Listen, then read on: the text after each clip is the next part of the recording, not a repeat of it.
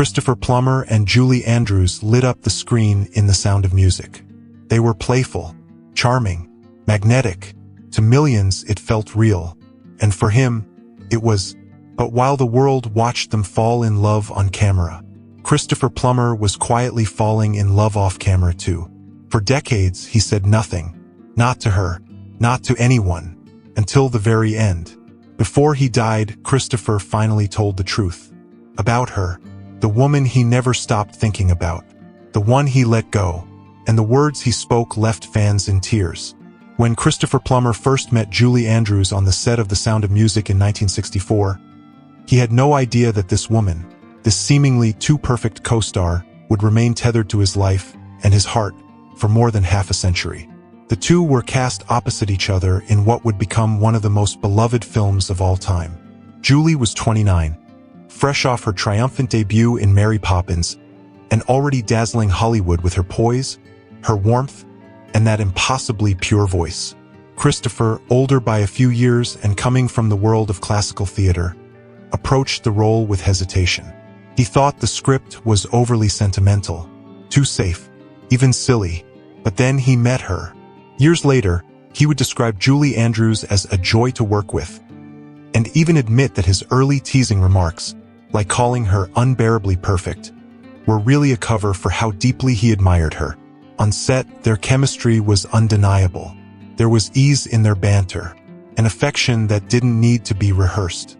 Crew members noticed it, so did the press, and so did audiences, who, to this day, believe Captain Von Trapp and Maria must have felt something more than just scripted affection.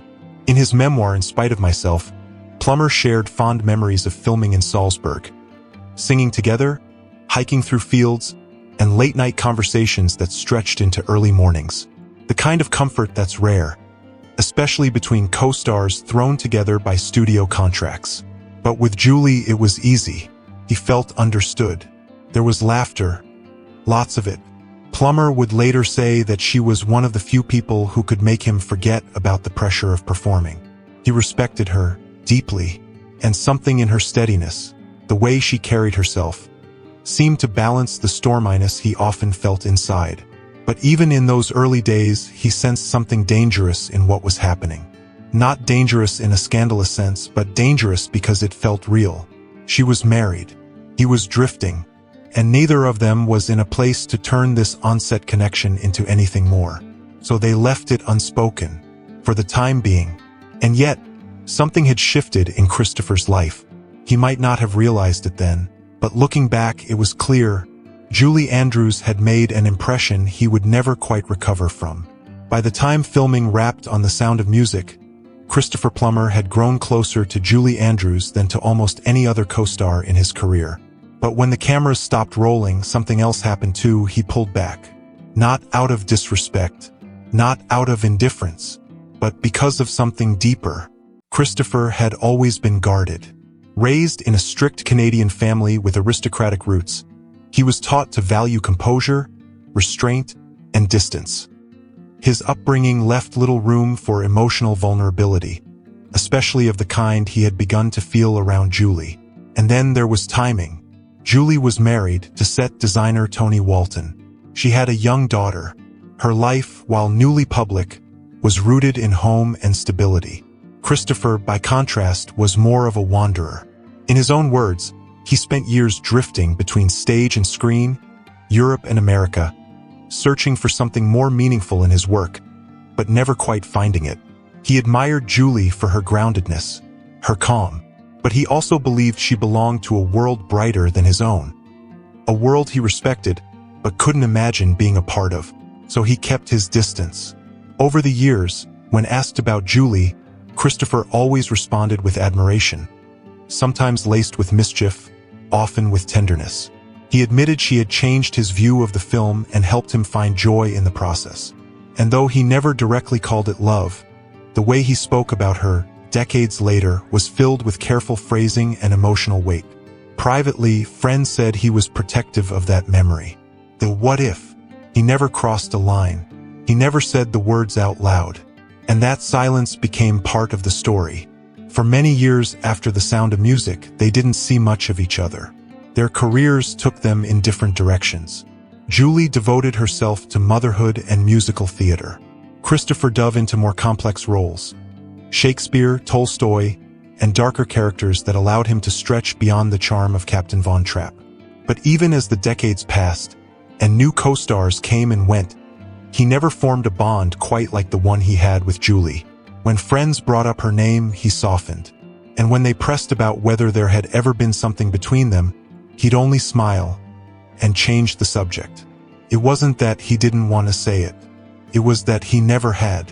In a career filled with critical acclaim, awards, and unforgettable roles, Christopher Plummer never seemed to cling to the past.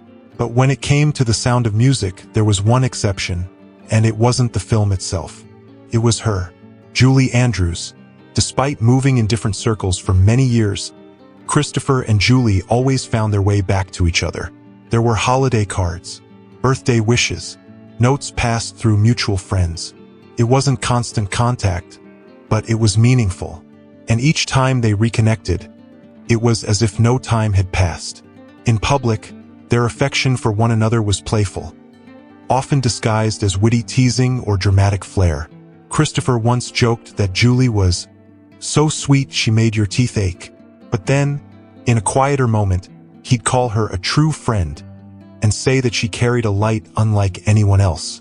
Their bond deepened in later years, especially as the world began to recognize the lasting impact of The Sound of Music.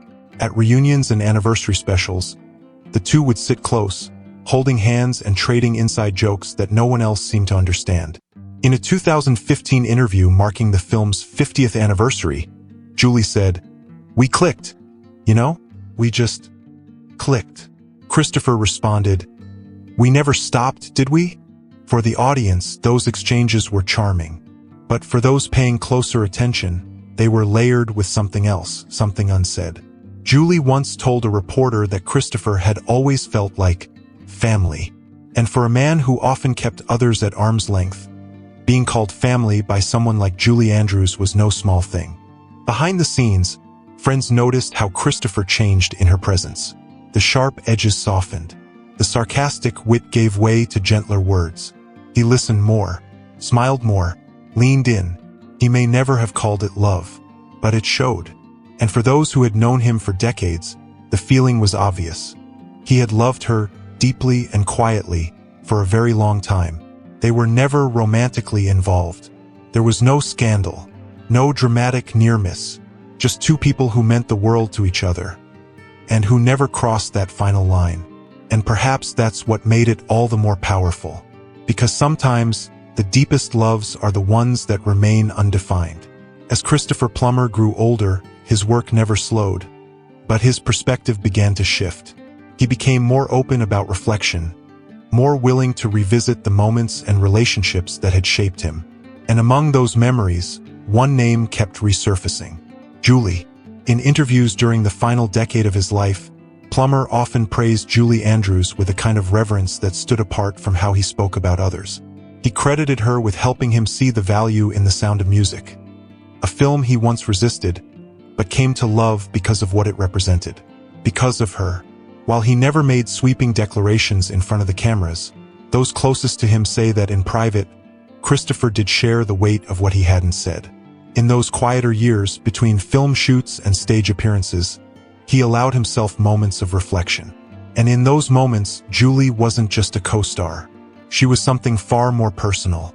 One longtime friend recalled a conversation in which Christopher quietly acknowledged, "There was no one like her. There never will be." It wasn't a grand confession. It was the kind of truth you say when you're no longer trying to hide behind charm or timing or professionalism. He didn't speak in regret, but in recognition. Julie had been a constant, an emotional through line in a life that often moved at breakneck speed. And as he neared the end of that life, he stopped editing the story. He allowed the truth to come out, subtly, elegantly, just like him. He spoke more openly in those final years, not in headlines, but in smaller settings. And the message was always the same. She had mattered, deeply, maybe more than he ever realized at the time. When Christopher Plummer passed away in February 2021 at the age of 91, Many of those who knew him best pointed not to his awards or his career highlights, but to the people who shaped him. And Julie Andrews was always at the top of that list. The quiet truth that he had loved her, in his own unspoken way, was no longer hidden. It had never been shouted. It had never been written in bold. But it had always been there. When news broke in early 2021 that Christopher Plummer had passed away, tributes poured in from every corner of the industry. Actors, directors, critics, all honored the legend he was. But one tribute stood apart. Quiet, graceful, full of love. Julie Andrews. Her statement was brief. As always, the world has lost a consummate actor, and I have lost a cherished friend. She didn't elaborate. She didn't need to. For those who understood their story, the weight behind those few words was staggering. Julie was not a woman given to public outpourings. She carried herself with dignity, especially when it came to matters of the heart. But her silence in the days that followed spoke volumes. There were no talk show appearances, no interviews, no long essays or retrospectives, only stillness. Those close to her say she was deeply affected. They had remained friends across continents, decades, and changing careers. There was no need for daily contact. The bond between them had long since passed the point of needing reinforcement. Julie knew who he was to her, and when he was gone, she didn't perform grief. She lived it quietly. When asked years earlier about Christopher, she had once said, "We were never really apart, even when we were far away from each other." And that was the truth. Christopher's death wasn't just the loss of a colleague. It was the closing of a chapter only the two of them truly understood. There had never been a romance, not in the way tabloids might wish for, but what they shared was something rare: intimacy without possession, devotion without confession. And that kind of love, quiet, deep, lifelong, is harder to lose than most. When fans rewatched The Sound of Music after his death, many said they noticed something different in his eyes. In the way he looked at her, in the subtle softness of each scene, the way he touched her hand, smiled when she wasn't looking. Maybe they didn't imagine it. Maybe it was always there. And maybe Julie always knew, even if he never said the words out loud. Christopher Plummer lived a life most actors only dream of. He conquered the stage, the screen, and the hearts of audiences across the world. But in the quiet corners of his story, beyond the awards, beyond the roles, there was something else, something softer, something he never quite let go of. Julie Andrews. He never made grand declarations, never chased attention or tabloids, but in the moments that mattered, he spoke with honesty. She was the love of his life, the one who understood him, the one who changed him, and the one he never told. There was no affair, no scandal, just a connection that outlasted decades, distance, and even death. Julie carries that memory now, alone, but never forgotten. And for the rest of us, the story of Christopher and Julie reminds us of something deeper. That love doesn't always need to be spoken to be real. For more emotional stories, check out this video.